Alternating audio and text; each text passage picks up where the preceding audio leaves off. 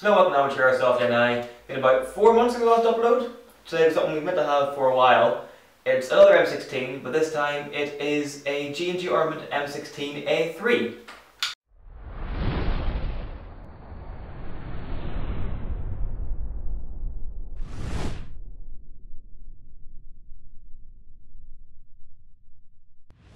Hello and welcome to another review. This is the G&G M16, well no, they call it the GR16 A3. So basically, very similar to all the other M4s and M16s we reviewed. Naturally being M16 is about a metre, 1.2 metres long, roughly. I can't remember the exact figure, but it's a big ass gun.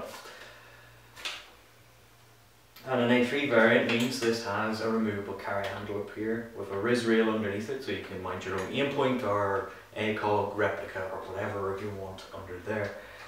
Now I bought this one, it's essentially the standard one. You could get other versions that come with a few little accessories and things. You have the carbine version, which basically means an M4 and so on. They're all roughly the same price at roughly £300, being G&G TopTech range. Saying that, it could vary a little bit. Some of them are slightly more, slightly less, but roughly £300 mark, you can't go far wrong. I got mine from Airsoft World and it arrived in good condition in the box very safely. Naturally the box this comes in is a monster of a box. The box is very, very big. And inside the box there is the foam insert that the gun was held in, and that was very secure. However, there's loads of little empty bits in there, and I think that's just for the other models of this gun, the other ones that come with other accessories and so on. It's, you know, it's just a standard mould or whatever. But my gun came with nothing really frilzy. I'll just grab over the box. And in here we have just a few different things. This is where the gun would be naturally, you can see. And there are foam inserts as well to make sure the gun stays in place during transit. There's a magazine that came with the gun. There's a cleaning rod in there as well. Very big long one naturally, being an M16. In here too we have this wrenchy thingy. I believe that's the delta wrench or whatever. There's a sight adjustment tool as well, which is not really useful for airsoft at all, to be honest. But yeah, that's all that comes with it. And the magazine that came with this gun is a metal magazine, and it's a high cap. So there's probably 500 BBs in there, given a standard M4 style high cap. Right, and then back to the gun. Now, I'll do this very quickly, as we have just standard kind of M4, M16 base here. We have in here the dust cover, which is the ejection port on a real gun. In there is your hop-up. Now I have no fingernails whatsoever, so this is very difficult to actually pull down. But you pull that down, it doesn't lock unfortunately. And in there is the hop-up. This is not blowback, unlike a lot of other G&G guns. The reason for that is because it is supposedly because it's the metal body version. For some reason the metal body version isn't blowback, whereas the ABS body version is. It doesn't really matter, blowback's just kind of like, ooh, look at me, I've got something fancy. But that does mean that the charging handle here, or the, you know, I guess charging handle is the correct word. Yeah, the thing that cocks the gun. But yeah, it's non-functional. There is the forward assist button thingy here, and I think it's non-functional, but the instruction manual does say it is the piston release or reset, sorry. Magazine release is then here. And then on the other side we have the fire selector. And you do have to be careful with the fire selector. If you're overly rough with it, it will break and come off the gun. I did that. And to fix it is very simple, so I've been told. You literally take everything apart, take out the gearbox and so on, and then just tighten the screw and then put everything back in as you find it. But yeah, that's a story for another day, I think. But naturally there's the semi-automatic, automatic and safe modes. And that's pretty much everything. Everything else is no frills, as I said before. I didn't get any real accessories or anything with this gun. This is plastic here, but it's pretty good quality. It doesn't feel cheap, unlike some of the other ones. It's got nice, good proper black finish. Unlike some of the other cheaper stuff as well, it actually looks the part. And back here, plastic too. But the body itself is metal, as I said, and this brings the total gun weight to like 4 kilograms or something. It's a little bit under, I believe, of a normal M16, but that's because it's magnesium alloy rather than steel. It's still pretty heavy though, especially when you put my grenade launcher on it, then it becomes a beast to lug around all day. And finally, I will just show you the markings that we have on it. If I flick this round, here there are markings. There's the G&G made in Taiwan markings, but you have these here. There's a nice US Marine Corps logo with some NATO 5.56 and serial numbers and so on. No idea if they're real genuine markings or anything, but it kind of helps with me look the part a little bit, if that's your game. I don't really care about markings at all, to be honest. And finally, I did forget, naturally, obviously this is rear wired into the stock here, and you open it there with the little clip down, and it opens up. And there's a fuse attached to this as well. And the one I got came with a large type connector, so I just added a little thing to make it into the small type here, so I can attach most of my batteries, which are all small type connectors. So there you go. And that is pretty much everything to say about the body, apart from the sling loops I forgot about.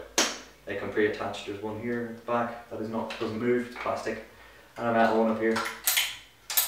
You also have the bayonet logo up there, so you can put your replica bayonet on there if you have one of those. Okay then, so now we have just the performance review of the gun. I've used this quite a lot. I bought it last April, so it is coming up to a year in my hands. And I brought it to out to the site probably 4 or 5 times. One of those times I broke the safety selector, this fire selector. That's my fault really. I haven't heard of that happening at all, so I think that is completely my fault. But just be careful, just in case it could happen to you. I'll just be gentle with it, rather than moving it around as if you want to murder it, I guess. But apart from that, the gun works well. The FPS remain consistent. When I originally got it, it was roughly 318-ish, around there if I remember correctly. And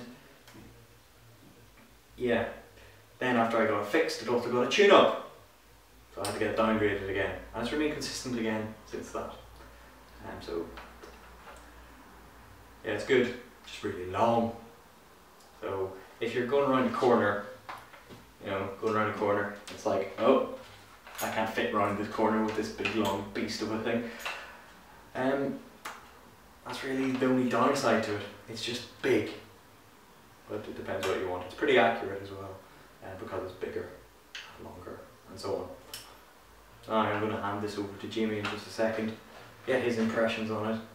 On my impressions of the guns, now, as Adam said, it is quite big. With his grenade launcher on, it weighs a metric fuck ton.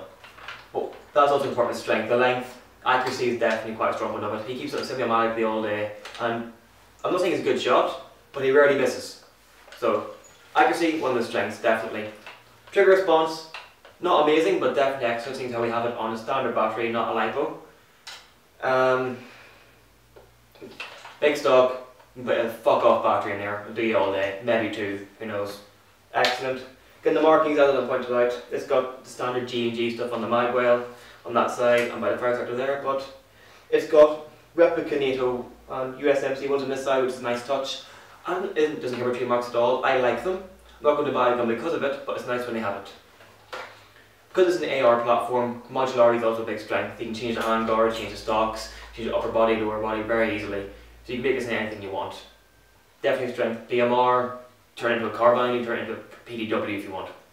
I'll mention this is the A3 variant, which means this carry handle comes off for optics so on, sorry 20mm underneath that.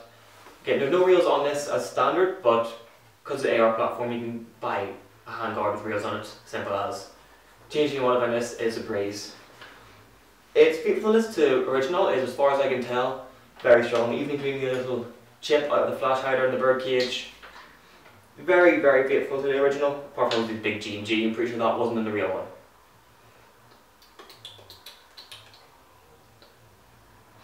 Firing is at about 318 FPS, which is pretty much bang on what you want from Northern Ireland, because as you are aware, 328 FPS roughly is the limit. Very consistent, it doesn't deviate much at all, albeit this time of year it's a bit higher because colder weather, springs tighter and so on. Hop up, very consistent. He said it once, he hasn't touched it since, and there's no drop in performance as far as either of us can tell. Overall, a bit expensive for your £100, it's kind of the higher end of your standard AG, but it's worth it, you do get what you pay for. It is a Generation 2 TopTech, I believe. Good build quality, internals, nothing's gone wrong apart from him breaking the fire selector. Overall, definitely recommend.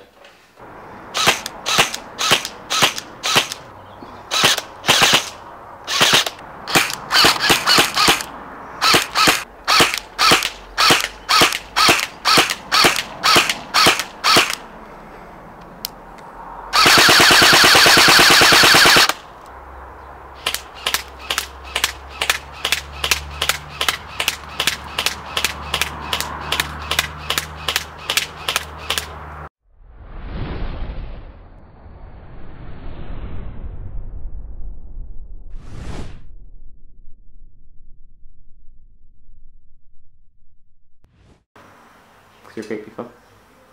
I didn't go like.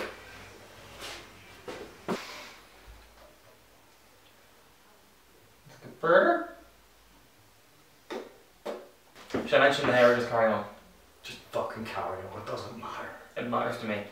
And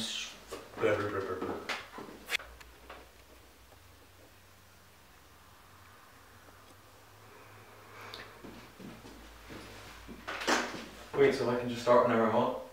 Yeah. Don't put this pressure on me. replica bayonet. Emphasis. Replica bayonet. The plastic rubber one that in hot weather goes floppy. That's the one you want. But why would you buy an M16 if you're going to make a CQBR? Just buy a CQBR! I said don't aim for the target. Whoops. You know, that's what really matters. I'll cut into that now. You're gay!